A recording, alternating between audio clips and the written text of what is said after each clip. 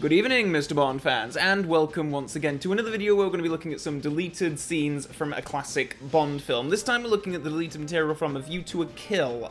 There are 4 deleted scenes to look at, each come with an introduction from director John Glenn, and we're going to watch them, react to them, and then talk about whether or not they should have been included in the film, or whether they were rightly cut. As with my other deleted scene videos, I have seen these scenes before. They're readily available on the 2-disc DVD editions and on the Blu-rays, so you can see them as well if you have those home media discs. But it's been quite some time since I've seen them, so there are some that I remember very well and some that I don't remember very well, so I'm kind of looking forward to watching them again after, to be honest, quite a few years. Okay then, let's get started with deleted scene number 1. This scene features Albert Simona, and it's, to me, resembled more a scene out of the Pink Panther than the James Bond film, which is the reason why I probably dropped it. But in itself, it's very amusing, and I enjoyed doing it. We shot it at Pinewood Studios on C Stage on August the 10th. Ken? Morning, sir. Your personal effects. One watch. Most unusual. From Russia. With love. One pen. Why is Em so angry about that? And one lighter. Ah ben merde, c'est pas possible. Mais bordel, mais enlevez-moi tout ça. Get out, quickly. All this. Au revoir, monsieur. Monsieur, s'il vous plaît, signez-moi ça. Sign here.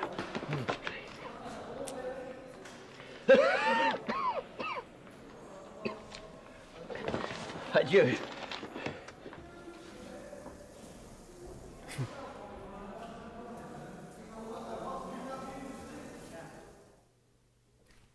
Okay.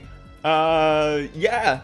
I mean, I would have, if John Glenn hadn't said otherwise, I would have just assumed that was Peter Sellers as Inspector Clouseau, as the policeman. I find that quite an interesting scene from the perspective of continuity in Bond, to be honest. Obviously, he has the Garou watch he actually references From Russia with Love, and those kinds of references are few and far between in Bond. So, I mean, as a big fan, I get a kick out of that. The lighter is quite fun, and does kind of preempt a very significant lighter in License to Kill that becomes a big part of defeating the villain. And then the pen as well. I mean, he used a pen filled with acid in Octopussy, so that's kind of nice. I like how Roger is playing this scene. He's just kind of, oh yeah, whatever, just give me my stuff back, mate. How M is reacting, I'm not as big a fan of. He's doing a lot of like, whoa, and it's like, dude, you know that he has this stuff, surely. Like, is this not kind of, you know, officially sanctioned stuff? Maybe the watch isn't. Maybe he took that from Red Grant in From Russia with Love. But all the rest of the stuff, it's, yeah, I don't know. There's a bit too much. And the French policeman as well is doing a lot of like, it's just overplayed a bit much, the franticness of the scene. And the eyebrows thing is kind of silly too. But it is an interesting little skit by itself, and tonally I don't know if it would feel entirely out of place in A View to a Kill, being one of the more outrageous Bond films with, you know, some of the humour. I think, if anything, it's less outrageous than the French taxi driver running after Bond going, oh my god! On to deleted scene number 2. Now we're in the office, supposedly in San Francisco. In actual fact, we shot it on the stage at Pinewood, October 15, 1984. And it featured Daniel Benzali playing the mayor, Mr. Howe, and Tanya Roberts, of course. Somehow this scene didn't work terribly well. I think I started to shoot it. I didn't bother to do any close shots in the end, and I always felt I'd pick the scene up when Roger enters the scene outside the elevators, and that is in fact what happened. However, I didn't expect the tag on the end. Elevated porosity levels and extreme seismic activity call for an immediate investigation. I refuse to be a party to your vendetta against Max Zorin. The evidence is overwhelming. It's all here, documented. Based on the way your pets behave? Come on, really, Stacy. You don't expect me to pull the plug on a scheme that has full government backing. A scheme that brings work and taxes to pay our salaries. Salaries? Salaries? He is destroying our environment. Oh, so If you don't shouty. stop him right now, he's going to create more problems that even you can solve. Stacy, I am sick and tired of your biased opinions. They are totally unreasonable. Now look, I don't want to talk about it anymore. You're fired. Fired? That's right, you're fired. I'm sorry. Goodbye. Give me personality. Phone didn't even ring. Just get out.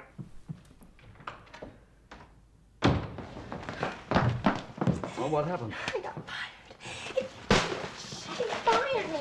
Calm He down. fired me. Listen, Stacy, this evening, we are going to meet with a friend of mine from Washington, and maybe, just maybe, he'll come up with a few answers. All right? I just can't believe it. Well, life is short. I mean, f him. You know, who needs it? Come on, get rid of it. Oh, I love that.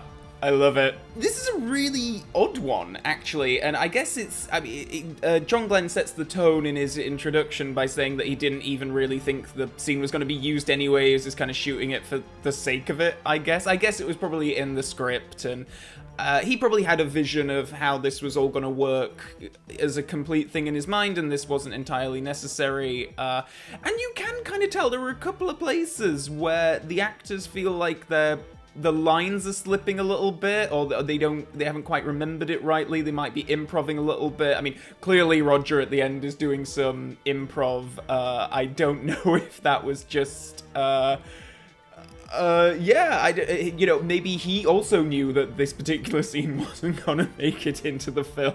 I think this is a really good example of just a completely unnecessary scene. In the film, all we need is Stacy coming out and saying, "He fired me," like that's, we don't need to see the conversation between her and her boss. It's not very important to know the details of that. So the fact that it's deleted, yep, great. I'm guessing that they included this little tag on the end with Roger swearing just for our own amusement. It was probably kept in, you know, as a joke. I can't imagine that that would have actually made it through to the final film. I'm curious to know whether or not they did that shot for real, like without Roger sort of breaking character and making a joke at the end, or maybe that was literally the only take they did, and they just knew they weren't going to use it anyway. So I find that interesting. But yeah, I'm really glad it made it through to the home media release. It's always fun. There are always so many great stories about Roger goofing around on set and keeping everyone entertained, and I guess it's really nice that we have some visual evidence of that. Moving on to deleted scene number 3. We found ourselves in San Francisco on October 1st, 1984, at the Chevron He's got such dock. a mind for dates, We John had a Glenn. scene there where we have to see these protesters in the boats, including Roger Moore, of course, as James Bond. And this scene, we found surplus to requirements in the final editing. It was a scene that I never found. I mean, I think any protester stuff is pretty boring stuff myself, and I always had slight reservations about it. But in the end, we managed to drop it out without hurting the film too much. The scenes inside the office on the dock, featuring Christopher Walken, were in fact shot at Pimer Studios in the Powerhouse a month later, so that's interesting to me. That we didn't actually use the set; we just used the real backgrounds.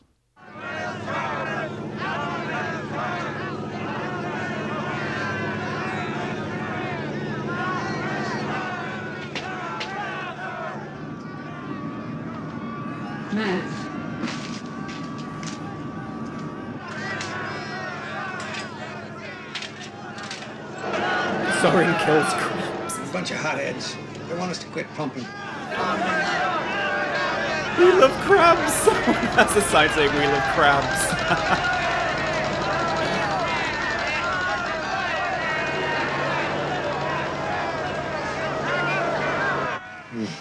Keep them away. Scarpy.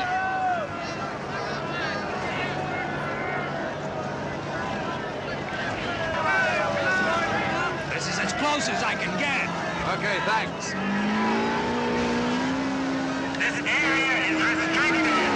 come back with the dogs.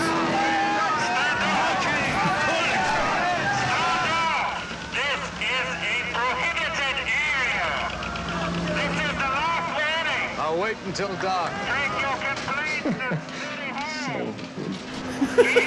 Just mumbling. Zorin sucks. What the hell was that? Oh, there were some great signs in there. I loved "We love crabs. We want our crabs back. Our crabs." Brilliant. Oil King zaps crabs.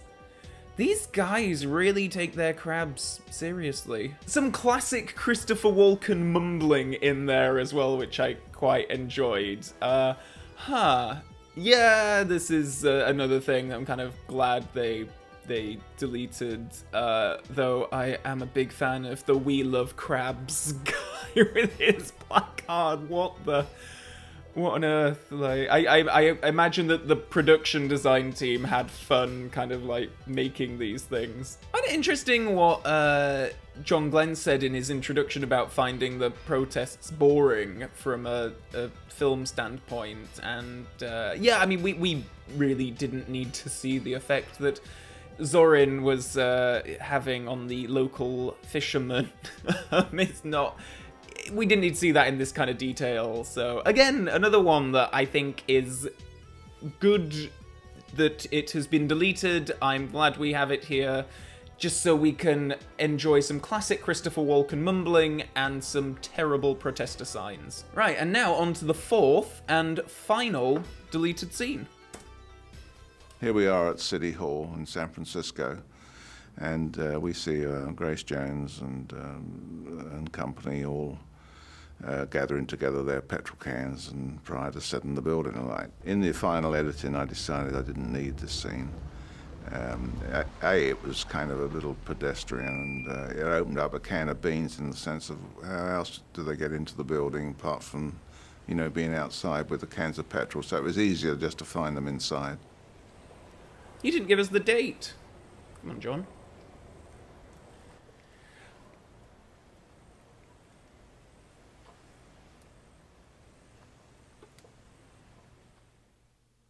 I found that they edited him voicing over the thing. I would kind of like to have heard what Zorin said. It looks like he's saying something. Or maybe it's just like, oh, I don't know, more Christopher Walken mumbling. Right, okay, this is really short as well. This is just like a 30-second thing. Guess we see them taking the petrol cans in there. Jenny Flex is there, I think, is she? Yeah, this is probably the least interesting of the four that we have to look at. I think all the others have some kind of fun element to them that make it interesting to see, and like, oh, it's obvious to see why they were cut out of the film. This feels like it's really worthy of including in a deleted scene section, really. I mean, I know that there are so many like snippets that get snipped, you know, off the start and end of scenes, work print cuts get edited down, all that kind of stuff. This just feels like something, yeah, just a bit of scene setting. It doesn't feel like a scene in itself, which makes its inclusion here quite interesting. I'm still obviously appreciative that any kind of unused material makes its way to Bond home media, but what a disappointing one to end on. So all that was quite interesting. I guess scene number one, the one in the police station, is kind of my favorite, and I think that would actually work. It feels like its own self-contained thing, so it could have just been like a sketch on Saturday Night Live or something like that, some kind of comedy show with Roger Moore guest hosting or something, if there are a few more lines in there and the like. Scene number two is fun just to see Roger Moore goofing around on the set. Scene three, I love the signs, the protester signs. In fact, I think we should petition Factory Entertainment to do prop replicas for those signs. I would love to just walk down the street with a Zorin kills crabs sign. I think that'd be fun. And then that last scene was a curious inclusion, and you know, I'm glad it's here all the same, but certainly the least worthy of a fan's time to kind of revisit, I think, of those four. So there we go. This was, as always, very interesting to hear more from the filmmakers about what the kind of process went into, the deleting of this material and all that kind of stuff. I had fun. I hope you did too. That is it for this time, Bond fans, but if you have not already subscribed to this channel, please do so by clicking the subscribe button below so that you can stay up to date with future videos in this deleted scene series, as well as the other Bond-related content that I produce for this channel. Also below, you can find links to my various social media pages, so there is my Facebook page, my Twitter page, and my Patreon page for those of you who want to go one extra step in supporting this channel, and all the support over on there is so greatly appreciated. I can't thank patrons enough, so thank you everyone. And I think that's it. So until next time, Bond fans, so long for now.